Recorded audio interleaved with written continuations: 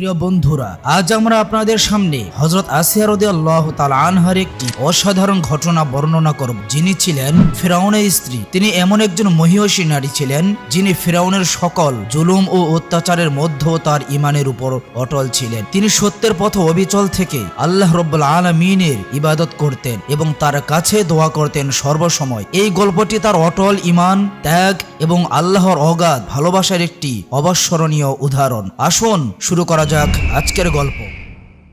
একদিন গভীর রাতে ফিরআউন গভীর ঘুমে আচ্ছন্ন ছিল। চারদিক নিস্তব্ধতা ছড়ে পড়েছিল এবং রাতের গাঢ় অন্ধকার সবকিছুকে ঢেকে দিয়েছিল। এই সুবর্ণ সুযোগ দেখে হযরত আসিয়া রাদিয়াল্লাহু তাআলা আনহা অত্যন্ত সতর্কতার সাথে উঠলেন এবং আল্লাহ রাব্বুল আলামিনের ইবাদতে মগ্ন হলেন। অনেকক্ষণ ধরে তিনি পূর্ণ হৃদয় ও সত্যিকারের ইখলাসের সাথে আল্লাহর ইবাদত করতে থাকলেন। তারপর তিনি দুই হাত তুলে কান্নার সাথে আল্লাহ তাআলার কাছে দোয়া শুরু করলেন। তিনি বললেন, হে রব্বুল আলামিন, এই দুনিয়ায় যা কিছু ঘটছে সবই তোমার ইচ্ছায় ঘটছে, তোমার অনুমতি ছাড়া কিছুই সম্ভব নয়। হে আমার মালিক, আমার স্বামীকে হিদায়াত দাও। সে অজ্ঞতার কারণে নিজেকে খোদা মনে করছে, নিরীহ মানুষের উপর জুলুম করছে। তার হৃদয়কে পরিশুদ্ধ করো, তাকে এমন জ্ঞান দাও যা তার চোখ খুলে দেবে। হে আল্লাহ, তাকে তার ভুলের জন্য অনুতপ্ত করো। আমরা সবাই তোমার সৃষ্টি, আমাদের ক্ষমা করো এবং সঠিক পথে চলার তৌফিক দান করো। আসিয়া ধীরে ধীরে নিজের জন্য, স্বামীর জন্য এবং সমগ্র মানব জাতির জন্য আল্লাহ তাআলার কাছে দোয়া করছিলেন। কাঁদতে কাঁদতে তিনি তার হৃদয়ের ব্যথা প্রকাশ করছিলেন। কিন্তু হঠাৎ তার এই কান্নার শব্দ ফিরআউনের কানে পৌঁছে গেল। সে তৎক্ষণাৎ জেগে উঠল এবং কিছু কথাও শুনে ফেলল। যখন সে দেখল যে আসিয়া আল্লাহ তাআলার কাছে সাহায্য প্রার্থনা করছে, তখন সে রাগে ফেটে পড়ল। সে গর্জন করে বলল, হে আসিয়া, তুমি এখন সীমা অতিক্রম করেছ। তুমি আমার দেওয়া রুটি খাও, আমার দেওয়া কাপড় পরো, আমার প্রাসাদে থাকো, তবুও আমার ইবাদত ছেড়ে অন্য কাউকে খোদা মানছ।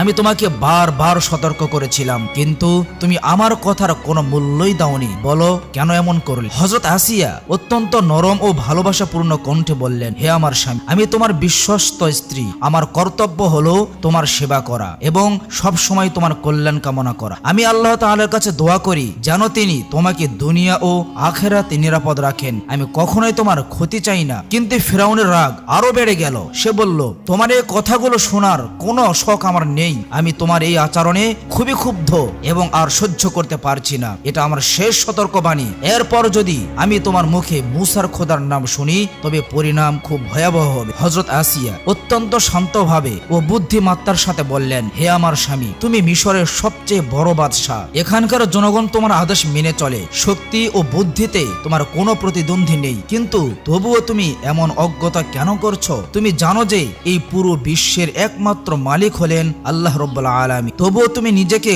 খোদা বলছো কেন? যদি তুমি সত্যি খোদা হতে, তবে তুমি কি একটি ছোট্ট মশা বা মাছি তৈরি করতে পারতে? যখন তুমি একটি সামান্য পোকাও তৈরি করতে পারো না, তখন কিভাবে খোদা হতে পারো? দেখো, সূর্য, চাঁদ, তারা, উঁচু পাহাড়, গাছপালা, এই সবই আল্লাহর কুদরতের তৈরি। তুমি কি এর মধ্যে কিছু তৈরি করতে পারো? না, পারো না। তবে তুমি কোন যুক্তিতে নিজেকে খোদা মনে করছো? তুমি শুধু তোমার ক্ষমতা ও শক্তির জোরে এই মিথ্যা দাবি করছো যে তুমি খোদা। কিন্তু সত্যি বলো, আমার কথা কি ভুল? হযরত আসিয়া রাদিয়াল্লাহু তাআলা আনহার এই কথা শুনে ফিরআউন রাগে গর্জে উঠল এবং চিৎকার করে বলল, হে বিশ্বাসঘাতক নারী, তোমার সাহস কি করে হলো আমার চোখে চোখ রেখে এমন কথা বলার? তুমি এত বড় সাহস কি করে পেলে? আমাকে তুমি প্রশ্ন করছো? তুমি কি জানো না আমার আইন কতটা কঠোর ও নির্মম? এখন আমি সব বুঝে গিয়েছি। তুমি আর মুসা দুজনেই আমার বিরুদ্ধে ষড়যন্ত্র করছো। তোমাদের দুজনের উদ্দেশ্য একটাই, আমাকে খোদা মানতে অস্বীকার করা। তুমি আমার স্ত্রী হয়েও আমার আইনকে প্রত্যাখ্যান করেছো, আমাকে অপমান করেছো। তোমার পরিণাম খুব ভয়ঙ্কর হবে।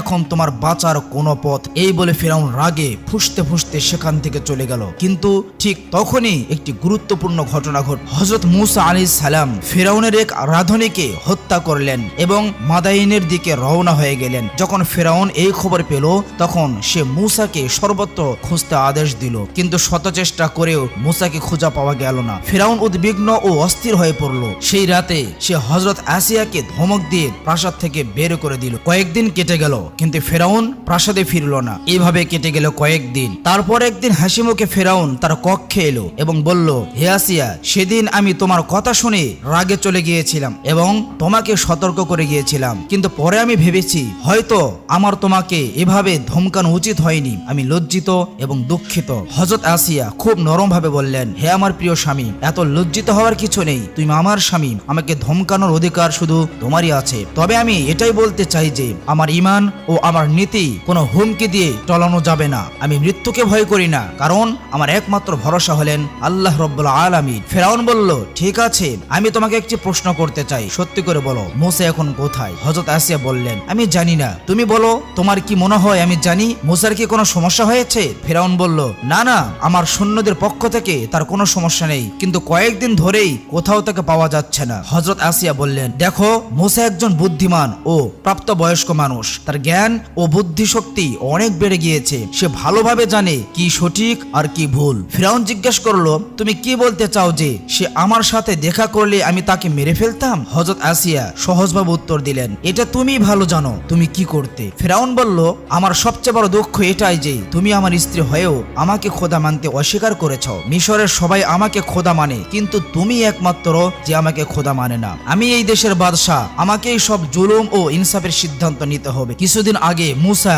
আমার এক রাধুনীকে হত্যা করে পালিয়ে গিয়েছে। যদি আমি তার হিসাব না করি তবে আমার জনগণ আমার সম্পর্কে কি ভাববে? হযরত আসিয়া বললেন, যদি আমি তোমার এই প্রশ্নের উত্তর দেই তবে তুমি কি বলতে পারো যে তুমি এখন পর্যন্ত কতজন নিরহ বনি ইসরাইলের শিশুকে হত্যা করেছো? তুমি কি কখনোই নিজের এই অপরাধের হিসাব করেছো? তুমি শুধু একজন জ্যোতিষীর কথায় বিশ্বাস করে হাজার হাজার নীরব শিশুর প্রাণ নিয়েছো। এটা কি জুলুম নয়? এই জুলুমের কোনো কি হিসাব হবে না? ফেরাউন রাগে কাঁপতে কাঁপতে বলল, আমি ভেবেছিলাম আজ আমি তোমার উপর রাগ করব না, কিন্তু তুমি আবারও আমাকে উত্তেজিত করেছো। শোনো, আমি আমার ইলাহি দেবীর মাধ্যমে মানুষের হৃদয়ে আমার রাজত্ব বজায় রাখতে চাই। আমি শেষবারের মতো বলছি, আমাকে খোদা মানো, নইলে পরিণাম খুব ভয়ঙ্কর হবে। হযরত আসিয়া অত্যন্ত শান্তি ও সাহসের সাথে বললেন, আমিও তোমাকে শেষবারের মতো বলছি, আমি শুধুমাত্র আল্লাহ রাব্বুল আলামিনকে খোদা মানি, আমি তারই ইবাদত করি, তার উপরেই ঈমান রাখি। তাই তুমিও তোমার এই মিথ্যা খোদা দাবি থেকে তওবা করো এবং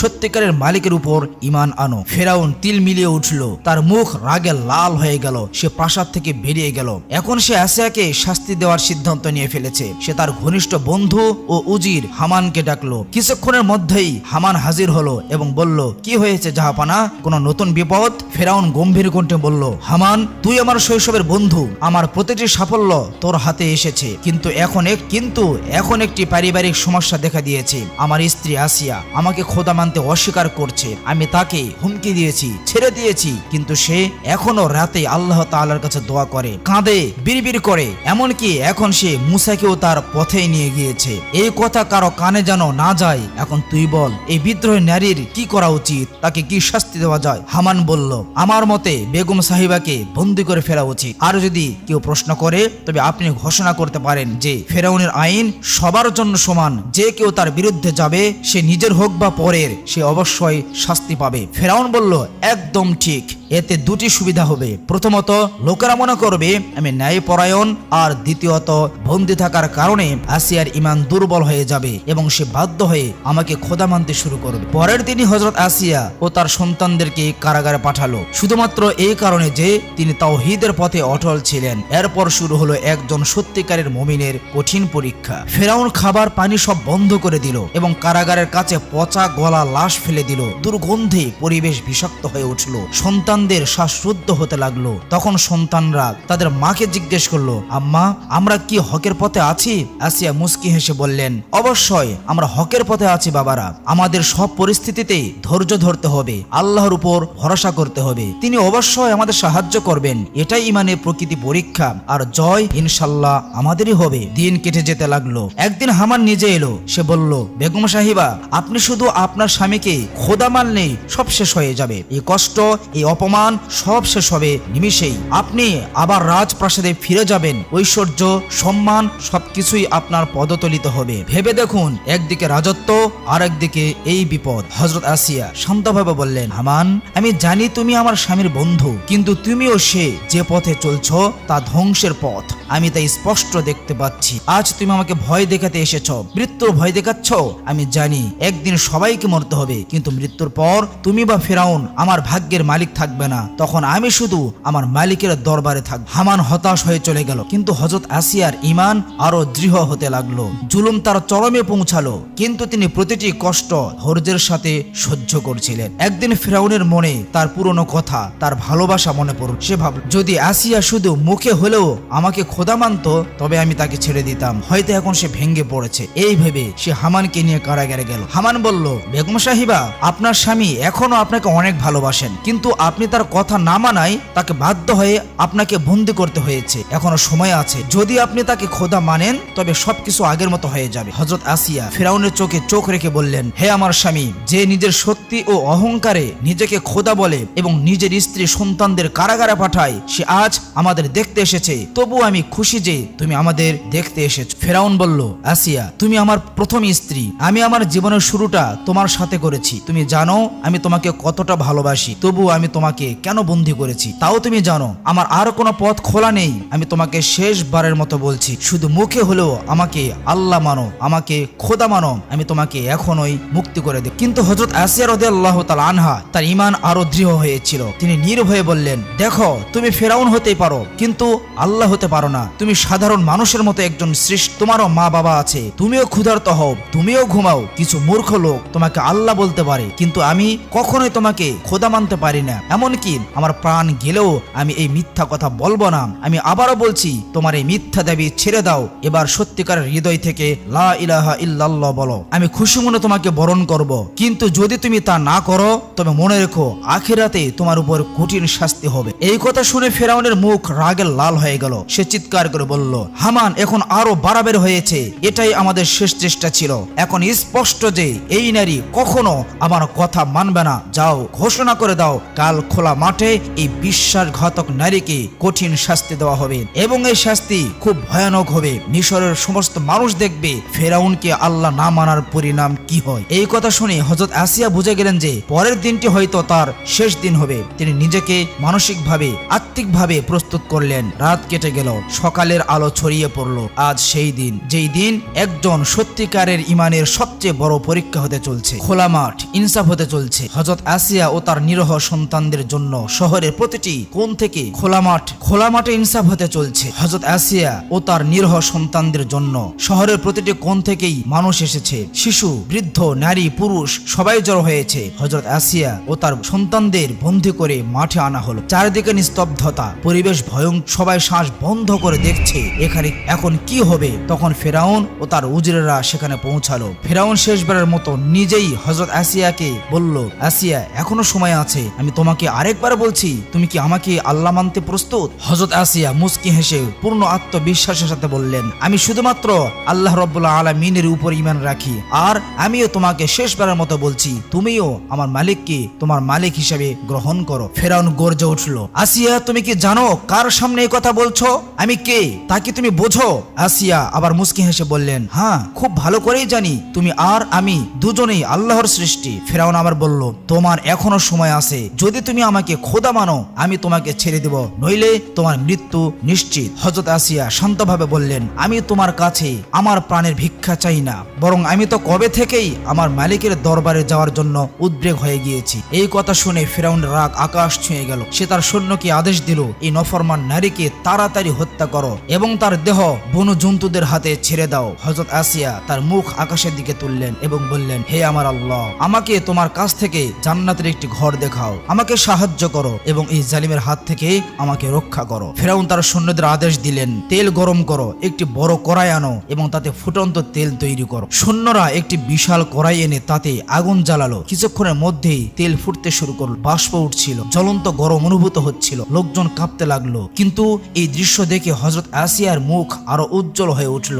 তার নিরহ সন্তান ভয় পেতে শুরু করলো। তারা কাঁপা কণ্ঠে তাদের মাকে জিজ্ঞেস করলো, আম্মা, আমাদের কি এই ফুটন্ত তেলে ফেলে দেওয়া হবে? এটা কি আমাদের জন্য গরম করা হচ্ছে? হযরত আসিয়া তার সন্তানদের মাসুম মুখ দেখলেন, তাদের বুকে জড়িয়ে ধরলেন এবং মুস্কি হেসে বললেন, আমার প্রিয় সন্তানেরা, ভয় পেও না, আমাদের কারো কাছে ভয় পাওয়ার দরকার নেই। আমরা আল্লাহ রাব্বুল আলামিনের উপর ঈমান এনেছি এবং এখন আমরা তার কাছেই যাচ্ছি। দেখো, জান্নাতের ফেরেশতারা তোমাদের ডাকছে, আমাদের জন্য জান্নাতের বাগানের দরজা খুলে গিয়েছে। ফেরাউন রাগে আসিয়ার দিকে তাকালেন এবং বললেন, যদি তুমি এখন আমাকে খোদা না মানো তবে তোমাকে এবং তোমার সন্তানদেরকে এই ফুটন্ত তলে ফেলে দেব। হযরত আসিয়া নির্ভয়ে বললেন, হে ফেরাউন, আমাদের মৃত্যুর কোনো ভয় নেই, আমরা তো কবেই থেকেই আল্লাহ তাআলার কাছে যাওয়ার জন্য প্রস্তুত হয়ে আছি। আমাদের মাবুদ, আমাদের আল্লাহ আমাদেরকে ডাকছেন। এই কথা শুনে ফেরাউনের উম্মত আরো বেড়ে গেল। সে রেগে জাল্লাদকে বলল, জাল্লাদ, এই অভাগিনী নারীর সন্তানদের তার সামনেই এই ফুটন্ত তলে ফেলে দাও। আদেশ পাওয়া মাত্র জাল্লাদ একে একে হযরত আসিয়ার নিরহ সন্তানদের ফুটন্ত তেলে ফেলে দিতে লাগলো। চারদিকে কচি দেহ টুকরো টুকরো হয়ে গেল, কিন্তু তাদের মায়ের ঈমানে একটুও কমতি হলো না। এখন শুধু একটি ক্ষুদ্র শিশু বাকি ছিল। সে তার মায়ের সাথে লেপ্টে গেল, যেন সে বুঝতে পারলো এখন তার পালা। জাল্লাদ তাকে মায়ের কাছ থেকে আলাদা করার চেষ্টা করতে লাগলো, কিন্তু সে মাসুম শিশু তার মায়ের কাছে লেপ্টে থাকলো। এই দৃশ্য দেখে ফেরাউন এগিয়ে এলো। সে ক্ষুদ্র শিশু ভেবেছিল হয়তো ফেরাউন তাকে বাঁচাবে, কিন্তু সে জানতো না যে ফেরাউন একটি পাষাণ হৃদয়ের জালিম। তার বুকে রহম নেই, তার বুকে কোনো মায়া নেই। ফেরাউন সেই শিশুকে নিজের হাতে তুলে নির্মম ভাবে ফুটন্ত তেলে ফেলে দিল। কিন্তু এত কিছুর পরও হযরত আসিয়া রাদিয়াল্লাহু তাআলা আনহার মুখে ঈমানের আলো আর উজ্জ্বল হয়ে উঠল। ফেরাউন চিৎকার করে বলল, আসিয়া, এখন তোমার পালা। আমি তোমাকে আবারও বলছি, তুমি আমাকে খোদা মেনে নাও। হযরত আসিয়া নির্ভয়ে বললেন, কখনোই না, আমি তোমাকে আমার ইলাহি ভাবিই না। কোন বুদ্ধিমান মানুষ তোমার পশুর মতো আচরণ দেখে বলতে পারো না যে তুমি খোদা। তুমি একজন জালিম, একজন খুনি বাদশা। যা করার তাই করো, আমি তোমাকে কখনোই খোদা বলে মানব না। আমার এই দুনিয়ায় বেঁচে থাকার আর কোনো ইচ্ছা নেই। আমি তো আমার রবের কাছে যাওয়ার জন্য একেবারেই রেডি হয়ে আছি। এখন ফেরাউনের হৃদয়ে ভয় ঢুকে গেল। সে ভাবতে লাগলো, যদি এই নারী আরো বেশি সময় বেঁচে থাকে তবে তার এই উজ্জ্বল ঈমান মানুষকে বিপদে নিয়ে যাবে। সে জাল্লাতের দিকে তাকিয়ে চিৎকার করে বলল, জাল্লাত, দুনিয়াকে দেখিয়ে দাও ফেরাউন তার আইনের ব্যাপারে কতটা কঠোর ও নির্মম। মানুষ জানুক আমি আমার স্ত্রীকেও আইনের সামনে ছাড় দেই না। আর দেরি করো না, আসিয়াকে শাস্তি দাও। জাল্লাত এগিয়ে এলো। হযরত আসিয়ার বুক, পাঁজর, হাত, পা এবং কপালে গরম লোহার শিক লাগিয়ে দিল। দেহ জ্বলতে লাগলো, ব্যথার সীমা অতিক্রম হয়ে গেল। কিন্তু এই কষ্টের মধ্যেও হযরত আসিয়ার জিহ্বা ছিল শুধু একটি দোয়া, হে আমার রব, হে আমার মালিক, আমার পরওয়ারদিগার, আমাকে এই জালিম ফিরাউনের হাত থেকে মুক্তি দাও এবং আমার জন্য জান্নাতে একটি ঘর তৈরি করো। এই কথা শুনে ফিরাউন অহংকার করে বলল, এখন বলো আমি বড় না আল্লাহ বড়? হযরত আসিয়া নির্ভয়ে বললেন, আমার আল্লাহ সবচেয়ে বড়। এই পুরো দুনিয়ার একমাত্র সত্যিকার মালিক হলেন আল্লাহ তাআলা। অবশেষে ফিরাউন তার চূড়ান্ত আদেশ দিল, এই বিদ্রোহ নারীকে ফুটন্ত তেলে ফেলে দাও। জাল্লাদ হযরত আসিয়া রাদিয়াল্লাহু তাআলা আনহাকে ফুটন্ত তেলে ফেলে দিল। তার দেহ যখনই ফুটন্ত তেলে পড়লো, সাথে সাথেই তার রূহ এই ফানি দুনিয়া থেকে মুক্ত হয়ে আল্লাহ রাব্বুল আলামিনের মেহমান হয়ে গেল।